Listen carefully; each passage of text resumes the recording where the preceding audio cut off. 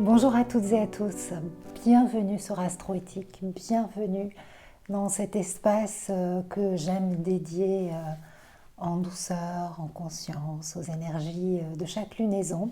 Je suis ravie de vous retrouver pour parler des énergies de cette nouvelle lune, la dernière nouvelle lune de cette sacro-sainte année 2020. Une lunaison importante puisqu'elle s'assortit d'une éclipse solaire totale. La lune rejoint le sanctuaire solaire comme à chaque nouvelle lune. D'ordinaire, elle est cachée dans l'ombre de la Terre et elle se fait noire et profonde. Et c'est pour nous un moment d'accueil finalement de notre intériorité, de contact avec notre être intérieur. Et ça va être le cas aussi, c'est les suggestions de chaque nouveau cycle pour pouvoir démarrer un nouveau cycle d'évolution, de croissance de 28 jours. Et puis là, avec cette éclipse solaire, ça prend une dimension ombre et lumière. Et vous allez voir qu'on va pas mal parler de notre lumière, d'Apollon et du soleil et de la façon dont nous arrivons à faire briller notre propre lumière. Parce qu'il me semble que c'est vraiment ce dont il est question pour cette lunaison, entre autres choses. Donc nous voici à l'aube d'un nouveau cycle, à l'aube d'une nouvelle année 2021 qui s'annonce riche, intense, très contrastée, où la question de nos libertés individuelles, personnelles, va être sur le devant de la scène et où il sera vraiment question d'entrer dans cette nouvelle ère, cette ère du Verseau, avec conscience. Le mot conscience prendra de plus en plus de force et de sens, me semble-t-il. Et donc, ce qui se passe en ce moment, c'est un nettoyage, une purification intense. Alors vous allez me dire, ouais, mais Sandrine, tu dis ça à chaque fois. Oui, mais ça ne se fait pas en un coup. Et puis surtout, est-ce que vous remarquez que peut-être, là, maintenant, la sensation, c'est, mais punaise, mais j'en suis exactement au même point que l'année dernière. Je n'ai pas avancé d'un iota. Vous savez, cette impression que... mais on se dit, c'est pas possible, avec tout ce qui s'est passé en 2020, et là, je me retrouve finalement retour à la case départ.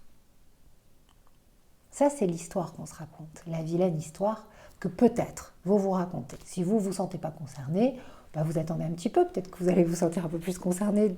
Mais là, il y a quand même cette sensation que tout ça pour ça, quoi.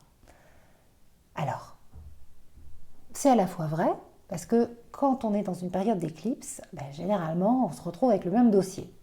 Les éclipses, c'est fait pour nettoyer, pour purifier, pour avancer plus léger de ce fardeau. C'est fait pour faire un nettoyage de ce qui circule dans la mémoire individuelle, collective, dans l'arbre généalogique. Mais donc c'est vrai que ça représente un petit peu le même dossier sous une forme plus ou moins différente. On se dit, waouh, ouais, j'ai vraiment pas beaucoup évolué. Alors c'est totalement faux et je voudrais vraiment, je l'ai déjà dit, je vous en ai déjà parlé, mais vous êtes de plus en plus nombreux, nouvelles, donc voilà. Et puis la répétition, c'est toujours utile, c'est l'âme de la pédagogie, me disait mon beau-père. Et ça fait du bien, et puis finalement je me le répète à moi aussi. Donc sur le chemin de la vie, nous avançons en spirale. Et donc cette spirale, en fait, c'est une courbe croissante et évolutive. C'est-à-dire que quand on a cette sensation, punaise, mais je suis au même point que l'année dernière, ou qu'il y a 6 mois, lors de la dernière période des éclipses, donc cet été, et ça n'a pas bougé, c'est retour à la case départ. Non, en fait, vous êtes un petit peu plus haut sur l'escargot, riche de tout ce que vous avez vécu.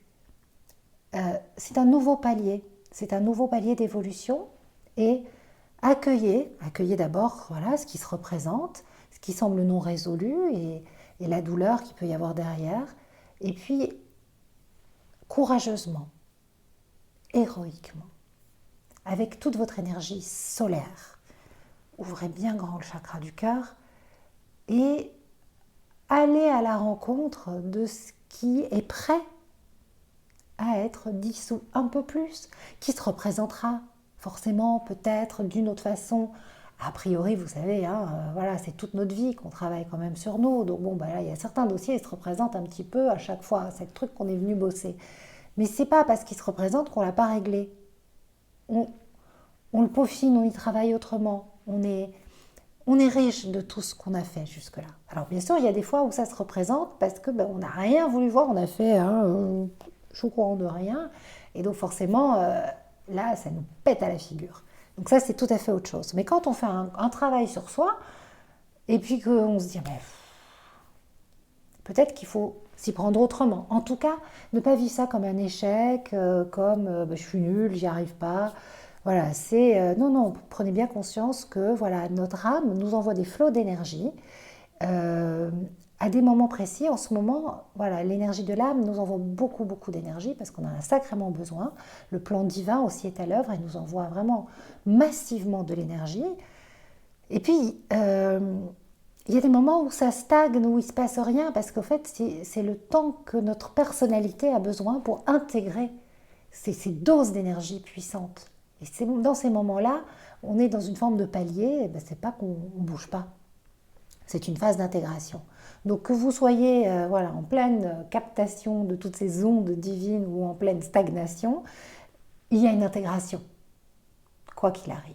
Alors, cette stagnation, cette sensation que elle est due à quoi? J'en ai déjà parlé dans la dernière vidéo. Nous avons un carré entre Neptune et l'axe des nœuds. Donc collectivement, c'est le grand flou, c'est le grand chaos, c'est le grand bain des illusions, c'est les mensonges, c'est les fake news, c'est l'impression que on nous mène par le bout du nez, qu'on nous dit n'importe quoi, qu'on est manipulé. C'est difficile de savoir où on va et surtout c'est la grande dépression collective. C'est l'état de dépression, de déprime, avec de plus en plus de gens qui sont en dépression. Donc là, c'est vraiment ce qui nous entoure. Donc on peut vraiment plonger, on est tous dans ce bain collectif neptunien, c'est collectif, l'axe des nœuds, ça nous concerne tous. Et là, pour cette lunaison, ça nous concerne encore plus, étant donné que la Lune et le Soleil dans le signe du Sagittaire, sont au carré, donc dissonantes à Neptune. Donc là, l'énergie de Neptune, elle n'est pas évidente, elle nous challenge, elle nous demande vraiment de faire un gros effort pour l'intégrer et de ne pas nous laisser engloutir par ce Neptune. Engloutir par ce vague à l'âme, par cette déprime, engloutir par le chagrin, par la tristesse. L'accueillir, bien sûr, parce que la tristesse, il faut savoir l'accueillir si elle est là, mais ne pas nous laisser plomber. Donc ça demande une vigilance, une attention consciente, une lumineuse conscience sur ces mécanismes dépressifs qui sont à l'œuvre et de vraiment se dire, bon, si vous vous levez par exemple le matin, c'est lourd, vous savez, vous sentez vide à l'intérieur, vraiment plus que l'état dépressif. Là, il faut vraiment trouver d'une façon ou d'une autre, vous forcer presque, je dirais, c'est à vous ressaisir. Alors je sais que les mots que j'utilise, ils sont un petit peu, bon, allez, on y va, on y croit, tout va bien, mais c'est quelque part ne pas vous laisser engloutir. Allez chercher votre soleil. Allez chercher votre étoile. La nouvelle lune, dans le signe du Sagittaire, elle nous invite à nous ouvrir à plus grand, plus vaste et à nous diriger vers notre étoile, à tendre notre flèche vers notre étoile. Sauf que cette fois-ci, comme il y a une éclipse, l'étoile, elle est ici. Et je vous invite vraiment à visualiser le symbole astrologique, le glyphe astrologique du soleil, un cercle qui nous symbolise l'unité, la globalité de l'être, la globalité de ce monde, et au point un petit centre. Notre centre. C'est de là que part notre rayonnement. Notre rayonnement, il part de là. Et le fait que cette nouvelle lune soit assortie d'une éclipse solaire, sur le plan symbolique, c'est merveilleux, c'est magique, parce que ça nous permet vraiment d'éclipser tout ce qui ne participe pas à notre véritable rayonnement. Quelque part, finalement, le soleil est dans une pénombre et la lune vient, en fait, se place devant le soleil et elle vient atténuer la puissance solaire, l'arrogance solaire, le phallus triomphant.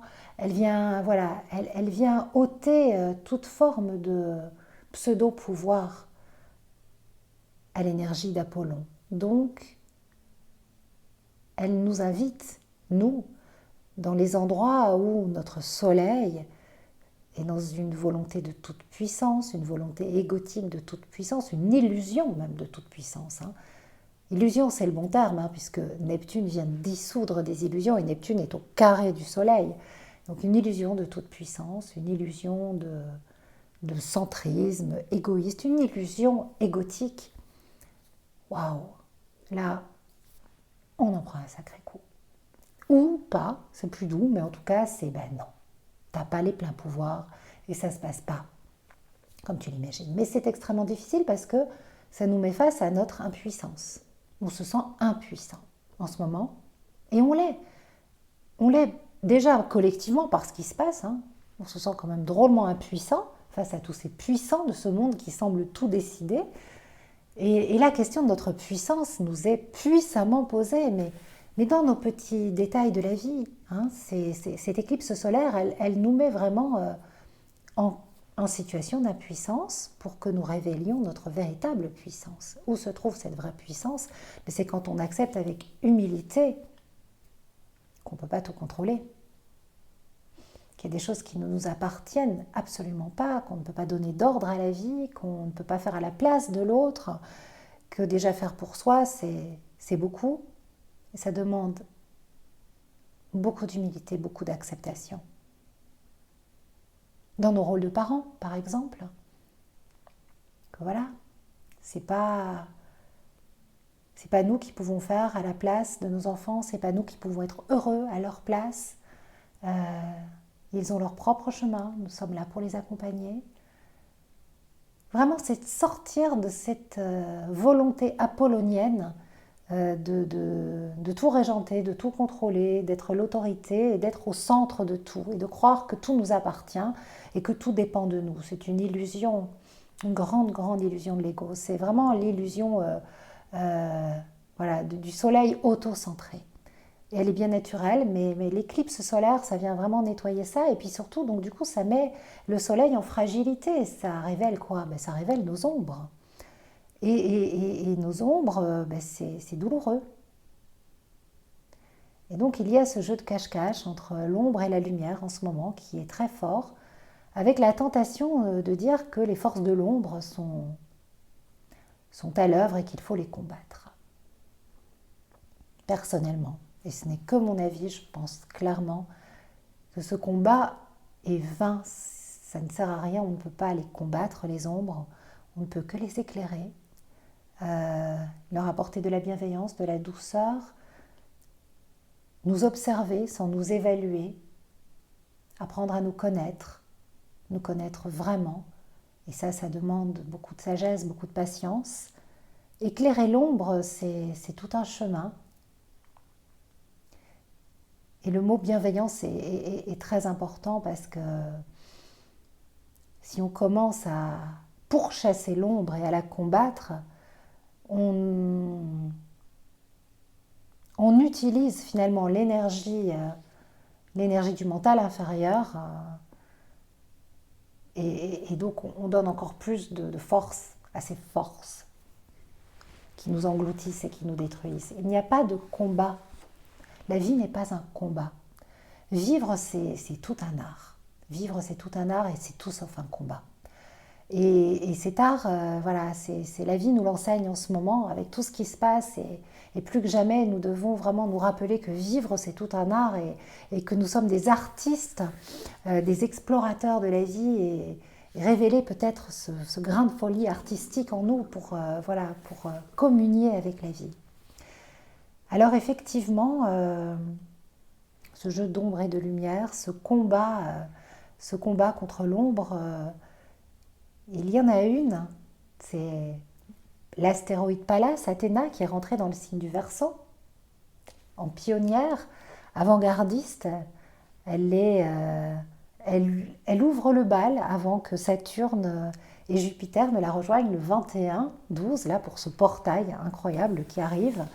Il y a d'abord la déesse Athéna, déesse de la sagesse, de la stratégie guerrière. Athéna, elle nous enseigne cette conscience lumineuse. Elle fait tout pour éviter le combat. C'est pas Mars, Athéna. Hein. Athéna, c'est vraiment voilà, une déesse de conscience. Et donc nous sommes vraiment invités à passer au tamis de notre conscience les douleurs qui sont tapis dans nos ombres. Hein, parce que j'avais noté ça pour ma newsletter. Voilà, en réalité, l'ombre, c'est tout simplement tout ce qui est souffrant à l'intérieur de nous et qui n'est pas encore passé au tamis lumineux de la conscience. Voilà. L'ombre, c'est ce qui n'est pas encore passé au tamis lumineux de la conscience. Et c'est le travail de cette belle Athéna, une guerrière lumineuse et pacifique qui rentre dans les énergies du Verseau pour ouvrir la voie. Et moi, j'ai foi en cette énergie et je me dis, ok, on va devoir s'accrocher en 2021. La question de notre liberté va être sur le devant de la scène et on aura un gros travail à faire autour de cette question des libertés. Mais le travail, il va d'abord être intérieur. Hein, là où nous sommes dans l'ombre, privés de liberté, prisonniers de nous-mêmes, prisonniers de de nos structures, hein, de la façon finalement, de la structure même de l'être humain. Et continuer à faire ce travail de fond pour pouvoir nous libérer vraiment de l'oppresseur à l'intérieur. Il y a d'abord un grand oppresseur à l'intérieur avant d'avoir un oppresseur à l'extérieur. Et bien sûr que l'année prochaine, voilà, la question de nos libertés, de cette oppression extérieure va être très très importante et il risque d'y avoir une énorme révolte par rapport à ça, mais elle sera positive et elle jaillira et elle apportera du constructif si d'abord, intérieurement, nous nous libérons de nos oppresseurs intérieurs. Pour en revenir à cette lunaison et pour en revenir à cette éclipse qui vient faire un profond nettoyage de nos croyances, un profond nettoyage de ce qui est engrammé dans la lignée, dans la mémoire collective, dans finalement cette illusion égotique de toute puissance. Ce qu'il nous est demandé, c'est d'aller contacter ce guide à l'intérieur. On a tous et tout un guide, hein, c'est ce point lumineux, ce centre, hein, pour qu'on puisse rayonner. Ce guide, il est présent à tout instant, mais pour entendre sa fine voix, cette fine voix de l'âme, cette fine voix du cœur, il faut couper le vacarme de l'ordinateur. Il faut couper le vacarme de l'ordinateur émotionnel, le bruit du mental. Il faut faire silence, faire retraite, revenir en sagesse, en authenticité. Et ça, c'est ce que nous faisons à chaque lunaison, prendre ce temps pour nous, ce temps d'écoute, ce temps d'accueil. Et là, la petite voix se fait entendre. Elle sait tout. Alors comment est-ce qu'on la reconnaît ? Cette fine voix de l'âme, elle nous envoie des messages qui sont doux. Il n'y a pas de stress, tout est fluide.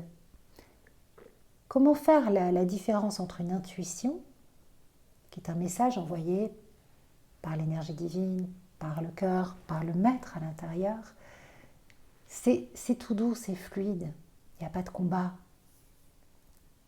À partir du moment où il y a de la tension, du stress, c'est ok, mais c'est autre chose qui se met en place. À partir du moment où il y a de la détente et de la fluidité, C'est ce petit centre-là qui est là et qui peut grossir, grossir, grossir. Et de là part notre véritable rayonnement. Donc plus que jamais, nous sommes invités à écouter la fine voix de notre âme, écouter ce que notre cœur a à nous dire pour être en authenticité avec nous-mêmes, rayonner à partir de notre centre, rayonner de notre véritable puissance, donc qui peut être une véritable fragilité, exposer ce que nous sommes en vérité, faire tomber des masques de pseudo-personnages qui ne sont pas du tout émouvants, voilà, révéler notre vérité profonde pour la porter au monde. Parce que le rayonnement solaire, le rayonnement d'Apollon, il ne peut pas être bidon, ça ne marche pas. Hein, on ne rayonne pas à partir d'un personnage, on rayonne à partir de ce que l'on est, en incarnant la vérité. Et quand on avance sur le chemin de la vie, en écoutant les battements de notre cœur, en écoutant ce qui nous anime au plus profond de nous, au-delà ce rayonnement, c'est notre, le soleil, c'est quand même notre santé vitale. Voilà, on n'est plus englouti. On peut avoir des moments de déprime, on n'est pas bien, mais on n'est pas englouti. On n'est pas englouti par Neptune. Neptune devient une énergie comme une autre, dissonante, ok, mais que l'on va intégrer. C'est Lise Green qui dit que le soleil dans un thème, c'est vraiment l'endroit en fait où on peut transcender les autres aspects. C'est le noyau du thème. Hein, et c'est à partir de ce noyau que tout s'articule. Et finalement, c'est l'endroit où on peut faire focus pour transcender les difficultés que l'on a à vivre. Donc, ça veut dire quoi? C'est le rayonnement. Faites rayonner votre chakra cœur. C'est l'intelligence du cœur. C'est l'intelligence de Pallas, d'Athéna. Voilà. Et voilà, j'avais vraiment envie, j'avais à cœur de vous parler du soleil, d'Apollon, pour cette lunaison, puisqu'il y a une éclipse totale solaire. Et pour moi, en fait, c'est un merveilleux cadeau de l'univers, des planètes, de cette géométrie sacrée. C'est-à-dire que là, il y a quelque chose qui se remet en place, individuellement, collectivement, par rapport à l'ego, par rapport à l'idée, aux illusions de toute puissance. Enfin voilà. Alors voilà. Après, on peut en parler aussi sur un plan plus d'astrologie mondiale et collective. Hein. Il va y avoir l'entrée de Saturne et de Jupiter dans le signe du Verseau. Un détrônement, ça se passe le jour de Yule. L'année 2021 risque d'être très très intéressante et de nombreuses têtes couronnées, pseudo-couronnées, risquent d'être sacrément détrônées. Mais là où nous sommes dans des pseudos, nous avons une fausse couronne, une couronne qui tient sur une tête qui se dit « je ne suis pas légitime à cet endroit », il y aura un détrônement. Voilà. Donc, on peut faire des analogies extraordinaires. Il y aura la question de la liberté. J'en reparlerai à chaque fois. Voilà ce que je souhaitais partager avec vous pour cette nouvelle lune. Je vous invite à vous inscrire sur Astroéthique à la newsletter afin de recevoir votre petit cadeau de Noël. Alors, c'est un cadeau qu'on vous fait avec mon amie Églantine, que vous connaissez.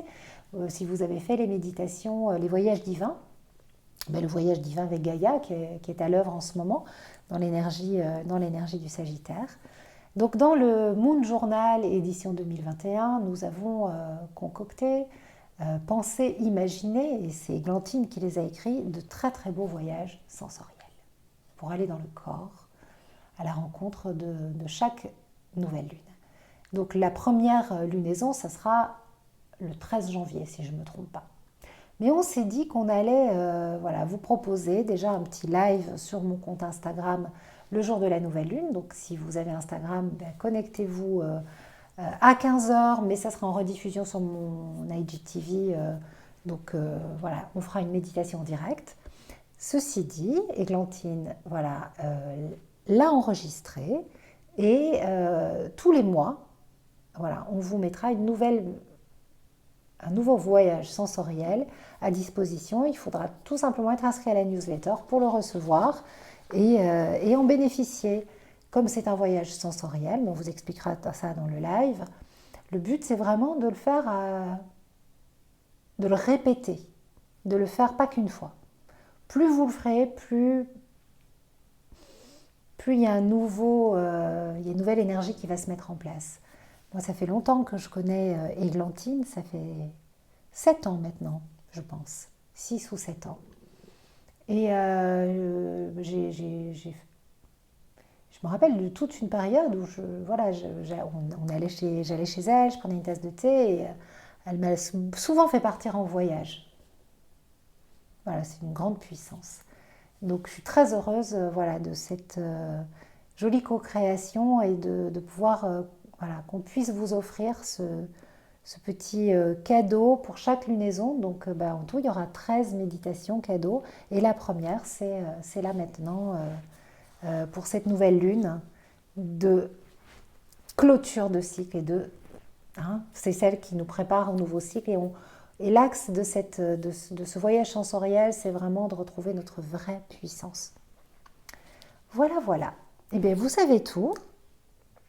Pour le reste, rendez-vous sur Astroéthique avec les newsletters, le code promo BIAPI fonctionne toujours, puisqu'à priori, nous sommes toujours plus ou moins en confinement. Enfin bon, c'est le grand chaos, c'est la grande confusion, donc on ne sait pas très bien. Mais je le laisse actif, j'avais dit jusqu'au 15, puisqu'ils allaient soi-disant lever le 15. Tout ça. Bon, là, je tourne la vidéo, il n'y a pas encore les annonces. Mais je vais le laisser jusqu'à la fin de l'année. Comme ça, vous pourrez profiter de tous les astro-coachings si vous ne les avez pas encore faits à 50%. Voilà. Allez, gros bisous. On se retrouve pour la pleine lune du 30, donc la dernière pleine lune de l'année.